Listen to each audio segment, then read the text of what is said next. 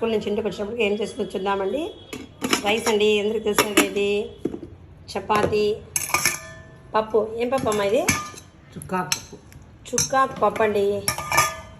రసం, టమాటా రసం మస్ట్. ఇది ప్రతి ఒక్కరి ఇళ్ళలో ఉండాలి తప్పకుండా.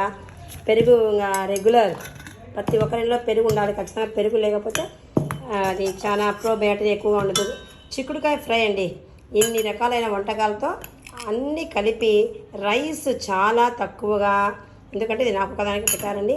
పక్కన సలాడ్ ఇవి కూడా కొంచెం ఉండాలండి తప్పకుండా ఇది. కాబట్టి ఈరోజు మా ఫుడ్ అయితేనండి ఇది ఆకుకూర పప్పు. ఖచ్చితంగా ఆకుకూరని మనం ఎక్కువగా తినాలండి. ఇదన్నమాట విషయం.